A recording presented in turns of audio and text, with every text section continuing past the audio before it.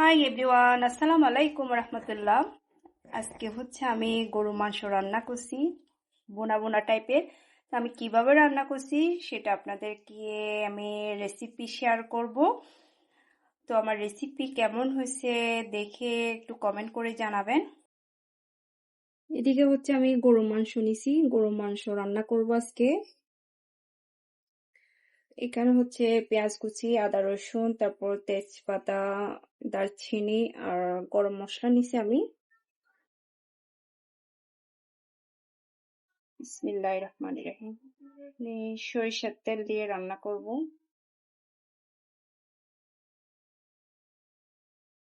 গোটা জিরা দিয়ে দিচ্ছি, মরি আর জিরা।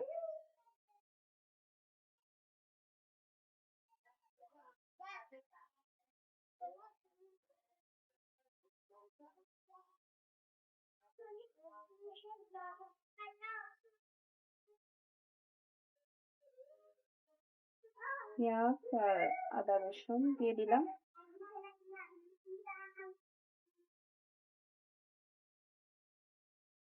আমি হচ্ছে গরু মাংস রান্না করার সময় পেঁয়াজ কুচি করেই দিই, ব্লেন্ড করি না।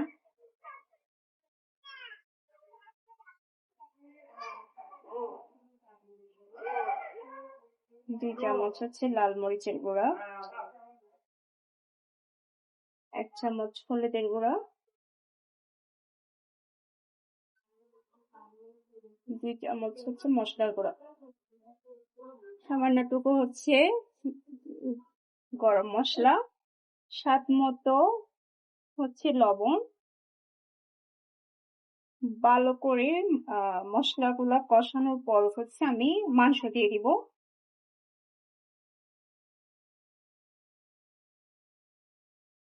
তারপর হচ্ছে আমি মাংসগুলা দিয়ে দিচ্ছি।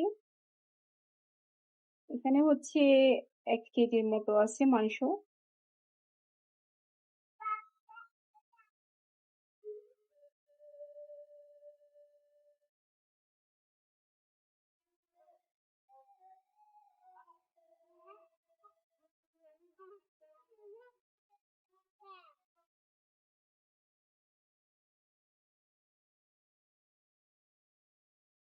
রাঁধুনি মাংসের মশলা দিচ্ছি হালকা করে।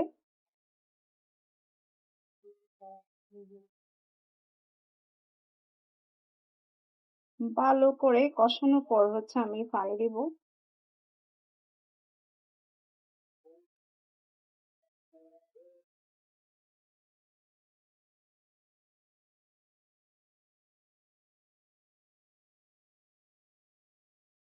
আমি এখানে কিন্তু এখনো পানি দিই নাই না,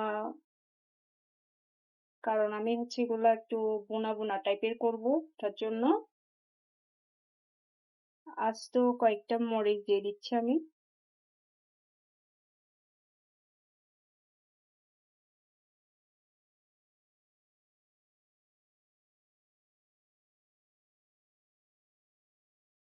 আমি হচ্ছে এখানে পানি দিয়ে দিছি সিদ্ধ হওয়ার জন্য। এখন হচ্ছে আমি ডেকে দিব। অনেকক্ষণ সময় লাগে, মানে বোনা বোনা টাইপের মাংস রান্না করতে ধৈর্য সহকারে করতে হয় এগুলা। হয়ে গেছে আমার গরু মাংস বোনা বোনা টাইপের। একটা কড়াইতেই হচ্ছে আমি রান্না করে ফেলেছি, অন্য কোনো কড়াইতে আমি চেঞ্জ করি নাই, একটা কড়াইতেই হয়েছে। লং টাইম সময় লাগছে, আর এই ধরনের মাংস রান্না করতে আসলে লং টাইম সময় লাগে। তো দেখতে কিরকম হয়েছে কালারটা একটু কমেন্ট করে আমাকে জানায়েন। কিন্তু মাশাআল্লাহ কালারটা অনেক সুন্দর হয়েছে, ক্যামেরাতে বোঝা যাচ্ছে কিনা আমি জানি না ভালো করে। তো সামনে তো কুরবান আসতেছে, আপনারা এভাবে ট্রাই করতে পারেন। একদম শর্টকাটের ভিতরে আমি হচ্ছে গরুর মাংস রান্না করে ফেলছি। গরম গরম ভাতের সাথে কিন্তু অনেক মজা লাগবে।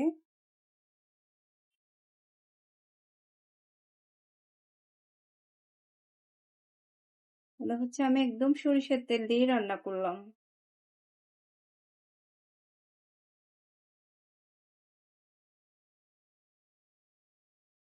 গরম গরম ভাতের সাথে হচ্ছে গরুর মাংস অনেক মজা। আর দেখেন মাংসগুলো একদম সফট, একদম সিদ্ধ হয়ে গেছে। তুলতুলে একদম।